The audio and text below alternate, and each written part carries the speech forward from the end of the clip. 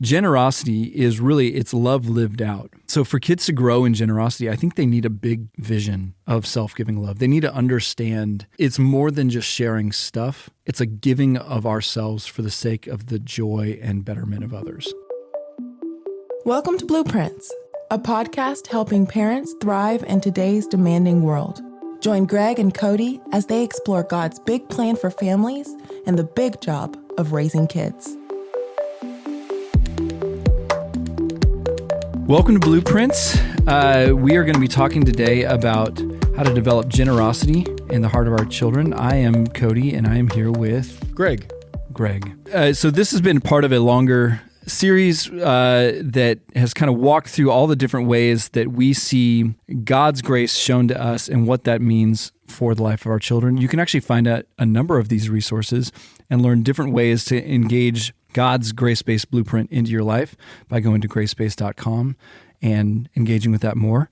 I'm going to do a shameless plug there, but I wanted to call that out because this is kind of the tip of the iceberg for, I think, a lot of the different ways that you can engage with this and grow in the life of your family. With that said, I have a random question for you. Okay, so if you had, let's say, 4 hours, you could choose to do whatever you wanted with those 4 hours. Right.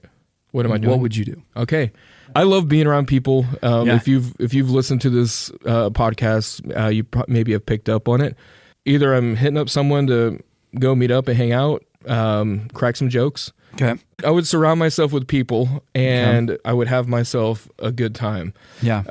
But Cody, you and I are different humans. Yes, we are. So what would you do? Funny. So I guess maybe I should have caveated this. Like, I think I would love to do something with my family. Like I do. I'm an introvert. I do enjoy being with my family. I know you love your family. But I know this is a parenting podcast, but let's forget our family, okay? Our family cannot be involved. I thought that's in what this. the setup of the question was. No, you're right. Forget our family. They can't participate. What are we doing? 4 hours of Cody time. What are you doing? I would leave the world behind. I would probably... It sounds so dark. It really does. No, I would probably drive, like now it's the winter, so I'd probably drive up to the mountain and snowboard by myself for a while, even though it's a safety thing. You should always snowboard with a buddy. If it's, different time of year, I'd probably go do something else like that. Probably bring my laptop, read, I'm stuff like that. The laptop behind. Yeah. Laptop behind, then I would just think. You know what I love to do? I'd love to just walk around in cities. I know you do love to do that. I did that in DC the other day. I was out there speaking at a thing and had 5 hours, literally parked and just walked. I walked for 4 hours and it was great. Well, anyways, why don't we start talking about the thing that we're planning on talking about here? Generosity. Let's talk about some generosity. So we're going to start by going to our question. Hi, this is Sarah from South Dakota. I'm wondering how I can help my kids develop a generous heart, especially when they struggle with sharing. I feel like sharing is a great way for them to learn how to be generous. But, for example, my 8-year-old really gets upset when asked to share her toys with her siblings. I want her to learn the joy of giving without feeling resentful. Any practical tips or approaches that you could share? I really love this question because it's something that every parent deals with. I only have one kid. We still would set him up. Like if friends were coming over or other families were coming over to our house, we would try to set him up. Hey man, those kids are going to want to play with your things. So you need to have a heart that shares, that heart that gives while they're over here. And some of his Lego builds are so big and we tell him dude, you might need to put those away if you don't want other kids to mess with them. Because we want these kids to have a good time. But does he need to put the Legos away if you are going to adjust something on the shelf? Oh my goodness. Sorry. Absolutely. Okay. I know this is a little diversion from the flow, but I feel like you need to share the story and then we'll get to the question. Yeah. So my wife wants to display, my son loves Legos. Yeah. So he has 1 million of them. And so she wanted to display them. So she wanted me to put these shelves on the wall so that they could kind of sit and it clears the space on the floor. Yeah. So I was doing it one day and we were like, okay, let's see how high this next shelf needs to be. So we put a really big Lego set up on it. And then I start putting the shelf up next to it, and everything just falls down and crashes and breaks. And you I just destroyed like weeks worth of work. And then I just looked down at my wife and my son and tears. And I was like, there was this real moment in my heart. It was like, I just ruined their day. Yeah. And Yeah. No. So be generous with your Legos unless you're giving them to Greg to hang up on a shelf. Now I know in which just not case, to touch them. do not. So, like Greg said, I love this question too because I think it's a really practical way that we see the challenge of generosity in our kids lived out. Like, ideally, we want our kids to share. We want our kids to have hearts that want to give. And there's this practical reality of like, well, they just need to do what I say and share. But we know, and hopefully if you've listened to a while, like these are deeper heart issues. Yeah. And, as we were talking before, Greg, you actually said something that kind of came to for our big idea, and that's the connection between generosity and love. Yeah. Like generosity is really, it's love lived out. And so for kids to grow in generosity, I think they need a big vision of self-giving love. They need to understand it's more than just sharing stuff. It's a giving of ourselves for the sake of the joy and betterment of others. Man, that's so good. And it's because right when we think about generosity, we hear that word instantly. A lot of times our mind will go to money. Like, how are we giving money? And like an 8-year-old, like we're talking about right now, they don't have money. If any, it's very little. But it is like the things that are in their realm of ownership. I mean, we've seen this in movies where mine. And we see this, we hear it in our kids. This is mine. And I think as we talk about a biblical perspective of generosity, I think we need to broaden it out from those things and even just teach our kids how much God loves us and honestly how much we love our kids. Like, hey, this is actually a gift. Everything we have from the Bible tells us that is a gift from God, and we are to share all the gifts that God has given us. And so I think giving them that heart posture too of the big picture of, it is an act of love. The ultimate act of generosity was the giving of God's own self. Wow. So good. Like he gave of his own life for the sake of our salvation and our restoration and bringing us into his family.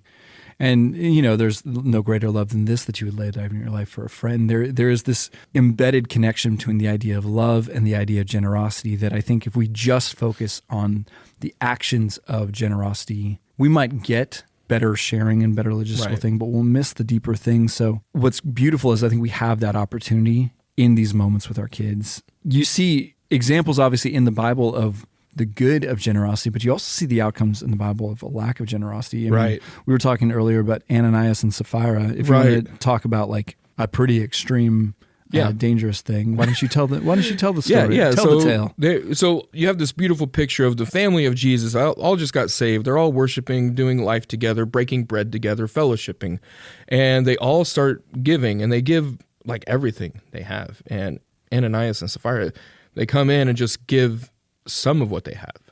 And so you see their heart in that moment of either it's security, like, man, I got to hold on to something at least. God's not going to take care of me. Whether it's pride or greed of like, I'll give. They don't need all that I have. But you see this like terrible thing happen to them. Like they die. They get swallowed up and die. Yeah. But it's really the heart of the matter that really led to this demise. And it's like that the widow going into the church, and she gave, in so many people's eyes, such a small gift, but it was so much in her own life, in her own context. And you see just the generous heart. And I look at a woman like that, and I think, man, I want my kid to have that same generous spirit and heart, and have faith all the while that God is going to care for him, and that God will meet our needs. Yeah, that's like an extreme, obviously, example of that and stuff like that. But I think embedded in this, you see that there's a deeper danger than just what you maybe inflict upon somebody else by not being generous, that there is almost like a self-defeating part that God is trying to protect you from a life that is, self-facing and stingy. Yeah. A lack of generosity is not just something that you do that harms others, but it's actually something you do that harms yourself. Right. And there's so much that you miss out on when you are not a generous person. Yeah. Like I think of Scrooge McDuck like swimming by himself in his like coin palace. And I know it's like a funny thing, but like he's not invited. Nobody else is swimming with him. He's just alone with his coins. Kind of a sad reality. Yeah, and I made this comment that led to that discussion before we recorded. Nobody's ever had the best time of their life alone. Yeah. And Cody was like, actually, I might. Yeah. Actually, Scrooge, push back on that. But he finds his happiness when his nephews come. Yeah, that's true. Yeah, okay. Like so many of the things we've talked about, the reason God wants these things embedded in our hearts and embedded in our kids' hearts is not because he wants to restrict us from joy or restrict us from life, but because he wants us to experience it in its fullness. Yeah. And a generous heart, a heart that is rooted in a desire to give of ourselves for the sake of others, ultimately, is actually something that God designed so that we can experience life to the fullest, so we can experience joy. You know, like I think of like love is a great example. Love is a reality that doesn't exist outside of other people. Like I can't say that I love somebody or love anything and not actually have that be in the context of relationship. Joy is something that we experience with other people in the context of these relationships. Hope, peace, all of these things that God has for us in humanity and what we would say is like this flourishing life happens in the context of being with and experiencing with other people. It's really why God even created us to know and experience his love and for us to share that love that we know and experience. So, and this is how generous God is. One, that you hit on already, that he would give his one and only son for us on our behalf to bring us home back in relationship with him. But also, it talks about Jesus challenges us to even love our enemies. He wants us to be so generous with our love that to give it to anybody, everybody, even if it's a sworn enemy. That's how generous God is to us. And that's the generous life that he's calling us and asking us to lead into, where it will give us more joy that you're talking about. Yeah. So the other day we had a movie night and I picked the movie and we picked the movie Les Miserables. I don't know if you've seen it or watched it. Les Miserables.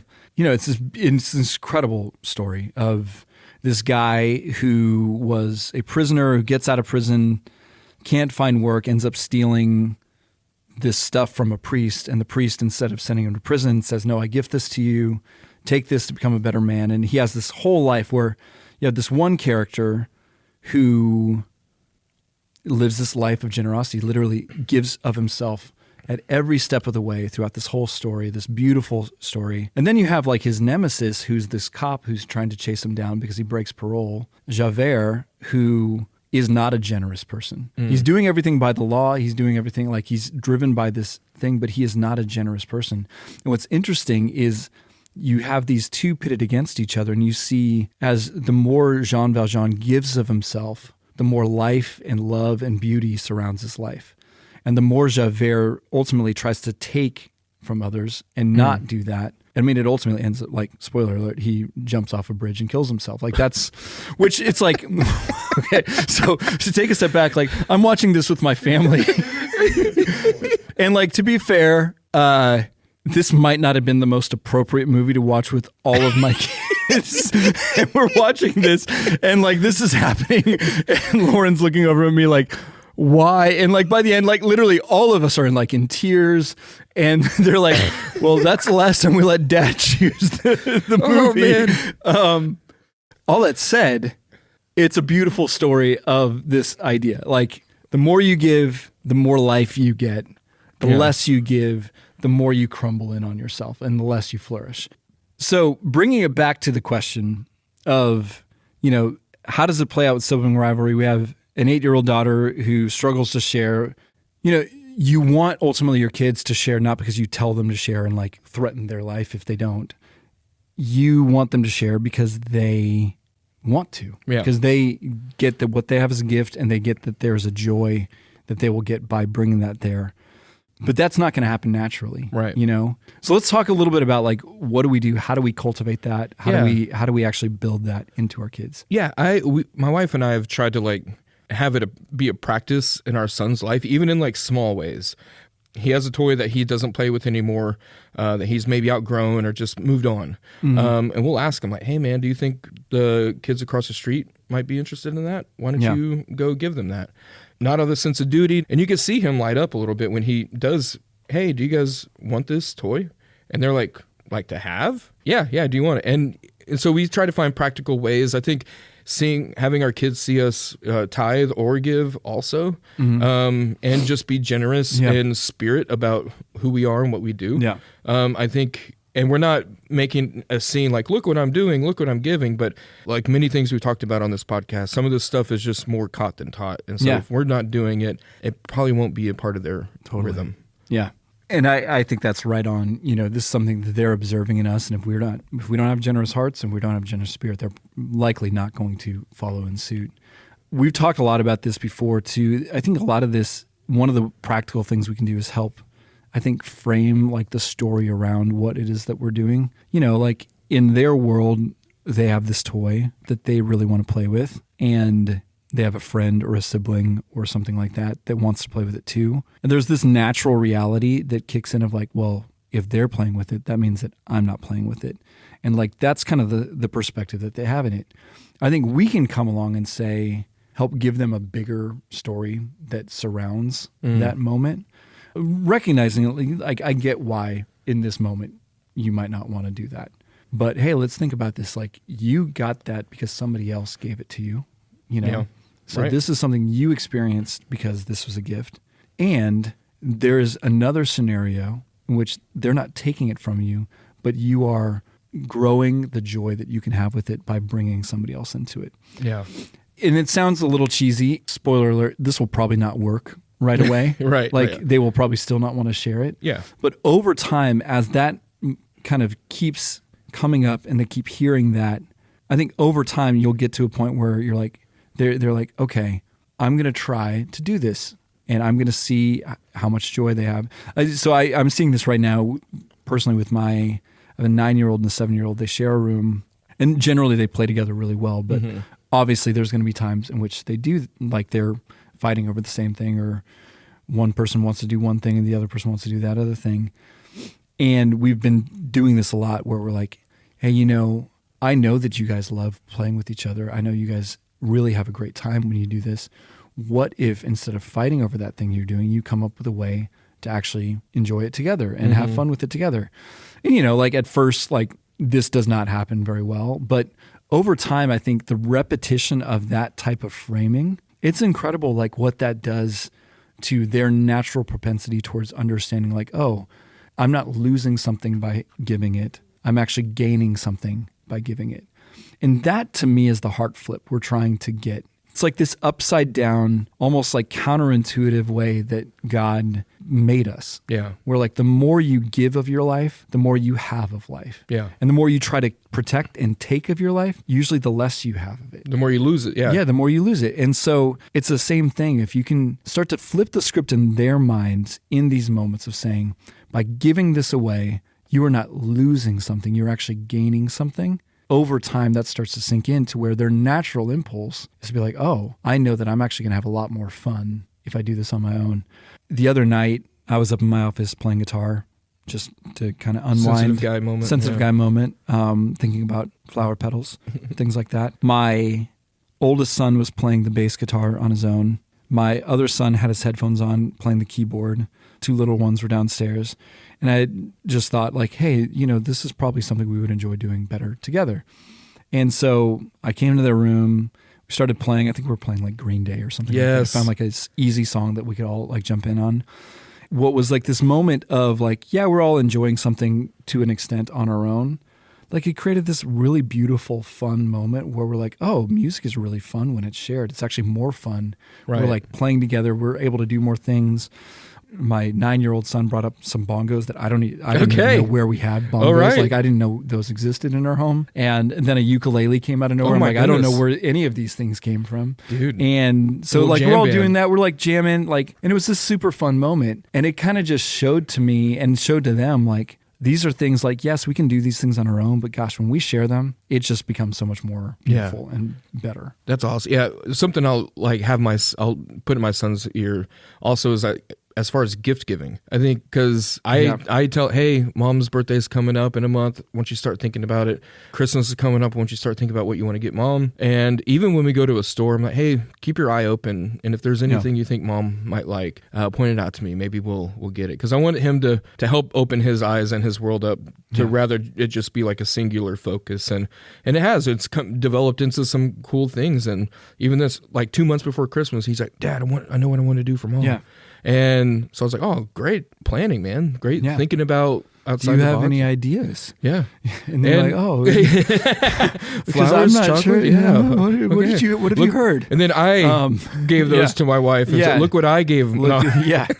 Steal all the ideas. But yeah, trying to help open their eyes to the people that are in their life. Totally. And like how they could give to them. Yeah.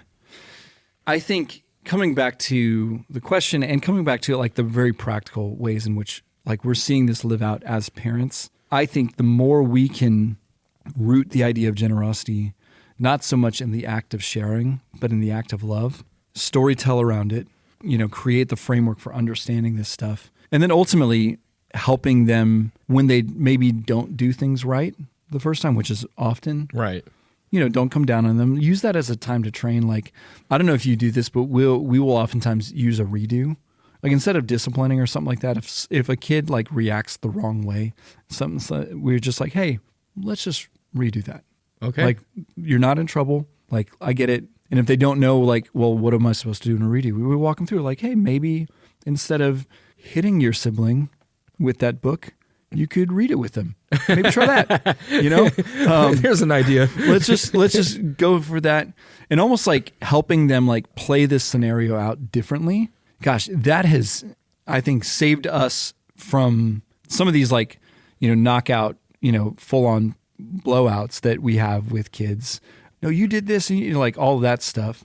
It helps give our kids a chance to like, okay, how can I learn this? And then over time, there's less and less redos because they're learning, okay, I've been in this scenario before. Right. I kind of know how I should act in this. And they kind of see that stuff. That's a cool idea. Like I love the redo where we're just like, nope, let's just redo that. Come back. Let's try it again. Like not emotional. We're not judging. We're not mad at them. Like we're training them. Like we know that they're going to do something wrong and do that. And so I think there's a lot of great things that we can do in this. And I think the big thing that we're seeing is like, this is a way that ultimately we're helping our kids get the most out of life by leading a generous life. Hey, this is Heather from Texas. Next week on Blueprints. And I think the acting part in Les Miserables, he does a great job. I think the singing part, like I kind of just wish that they got people that were like better singers. Like Russell Crowe should not be singing. He should definitely be crowing. Blueprints is a production of Grace-Based Families, a nonprofit that equips ordinary parents to raise extraordinary kids. Grace-Based Families makes free resources for parents, thanks to the generosity of listeners like you and me. To join in the work of transforming generations of families, go to gracebasedfamilies.com/join.